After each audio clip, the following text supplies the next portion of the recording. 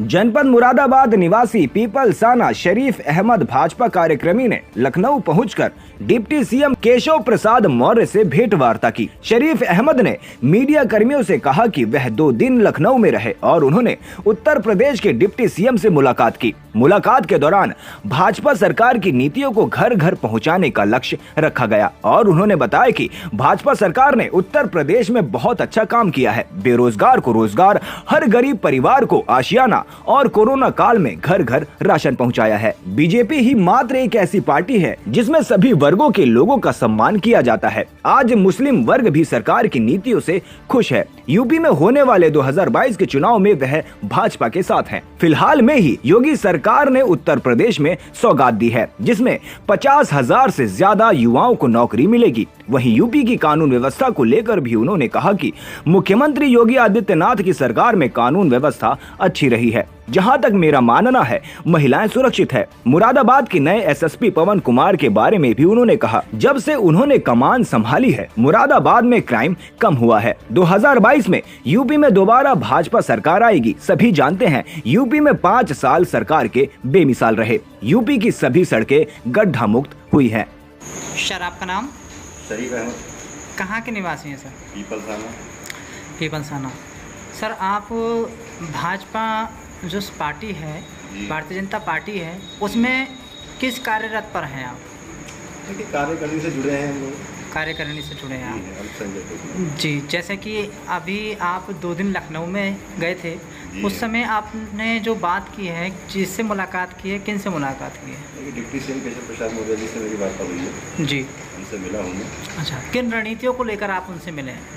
चुनाव की रणनीतियाँ थी और 2022 में चुनाव आ रहा है जी कि जन जन तक जो भी सुविधा, जो भी गवर्नमेंट सहायता दे रही है वो जन जन तक पहुँचनी चाहिए जी। और अच्छा काम कर रही है गवर्नमेंट, तो इसका उदाहरण देना भी ज़रूरी है जी। हम लोग जो भी मतलब अपने स्तर से करते हैं जी, मदद करते हैं। अच्छा, जो पार्टी हाईकमान का आदेश होता है वो आप जन जन तक पहुंचाते हैं? बिल्कुल बिल्कुल। तो पार्टी हाईकमान का आदेश है कि इस बार भी बीजेपी की सरकार बनेगी 2022 में। इसमें कोई कंट्रोवर्सी नहीं है जी।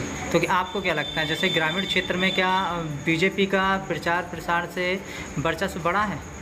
जाहिर सी बात, अच्छा काम किया है, प्रचंड बहुमत बनी है। इस बार पहले से ज़्यादा सीट आएंगी। पहले से ज़्यादा सीट आएंगी। अच्छा सर, एक चीज़ और है कि अभी लॉकडाउन में जिस तरह से लॉकडाउन लगा था और बीजेपी सरकार ने घर घर तक फ्री राशन पहुंचाया, गरीबों की सहायता की, आप क्या कहना चाहेंगे? देखिए, प्राइम मिनिस्टर ने बहुत बड़ा काम किया है, ये हमारे प्रधानमंत्री जी ने कि जितने भी गरीब परेशान लोग थे, गरीब थे जैसे भी थे, लॉकडाउन में महीने में 2 बार वितरण राशन कराया है जी। किसी भी तरह की किसी को कोई समस्या नहीं आने दी है, वो की तरफ से कोई समस्या नहीं आई है जी जी। किसी भी तरह की, हर तरह से मदद की, हर एंगल पर मदद की है जी जी। अभी हाल फिलहाल में एक निर्णय लिया गया है, पंचायतों घरों में जो पंचायतें होती हैं उनमें कुछ कर्मी रखे जाएंगे। जी जी। तो आप उस विषय में क्या कहना चाहेंगे? क्या ये चुनाव को लेकर कोई घोषणा है या फिर वाकई में रोजगार देने की पहल है सरकार की? इसमें चुनाव की कोई योजना नहीं है किसी भी तरह की। ये जो बेरोजगारी है हमारे प्रदेश के अंदर जी, उस बेरोजगारी को दूर करने के लिए जो लोग परेशान हैं जी, जो शिक्षा है, तो अब जाहिर सी बात है उनको पद पर नियुक्त कर देना चाहिए। तो इसमें चुनाव का कोई प्रचार नहीं है, कोई प्रचार नहीं है, एक रोजगारी है, एक रोजगार देने के लिए युवाओं को, इसलिए ये पहल की गई है। अच्छा सर, अब सवाल उठता है कि कुछ देखने में आया कि कानूनी व्यवस्था डगमगाई है, उस पर क्या जवाब दें?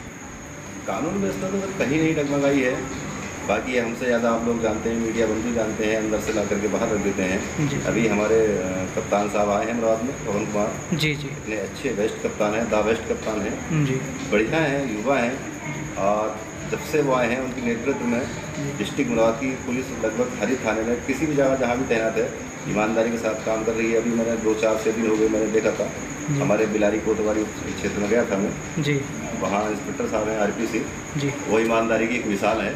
मुझे लगता है लगभग सब सही है जी, और हमारे कप्तान साहब ईमानदारी का दूसरा रूप है, बढ़िया है। नहीं, तरह तरह के सवाल उठते भी रहते हैं पुलिस कर्मियों पर कि अब देखिए सर, इस तरह के थोड़े छोटी मोटी तो होते रहते हैं क्योंकि पुलिस को उंगली उठाते हैं। पुलिस ही तो है जो हम सबकी मदद करती है जी जी। दंगा होता है, फसाद होता है, लोग चले जाते हैं, वहाँ पुलिस खड़े होकर ड्यूटी लगाती है, पुलिस काफ़ी सहायता कर रही है।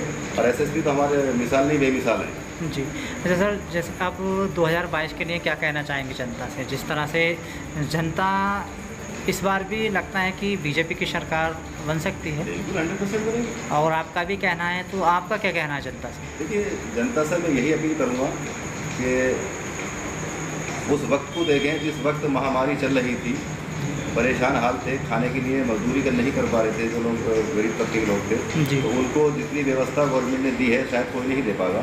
जी। तो गवर्नमेंट ने जितना भी किया है बहुत अच्छा किया है। अच्छा, अगले जो चेहरे हैं मुख्यमंत्री के, सरकार ने क्लियर भी कर दिया कि योगी जी ही रहेंगे। योगी जी के बारे में आप क्या कहना चाहेंगे? देखिए, योगी जी अच्छे सीएम रहे हैं, 5 साल का टारगेट उन्होंने ठीक किया है, जी और इन 5 सालों में उत्तर प्रदेश में कहीं कोई दंगा फसाद नहीं हुआ है।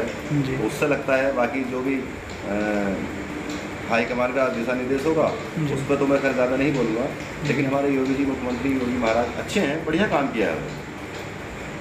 जो भी योजना मिली है वो गरीब जनता तक पहुँचाई है। जी सर, सरकार का ये भी कहना है कि यूपी में अब तक ऐसा विकास नहीं हुआ है, अब तक इस तरह से रोजगार नहीं मिल पाया है जिस तरह से भाजपा सरकार ने दिया है।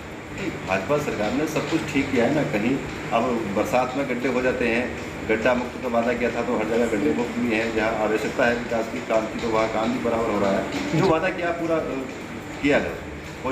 आने वाली अगर सरकार बनती है यूपी में, तो जो वादे अधूरे वो पूरे होंगे निश्चित तरीके से। बाकी विपक्ष तो सवाल उठाते ही है, इसमें तो कोई कंट्रोवर्सी नहीं है, जी तो आप भी जानते हैं। जी।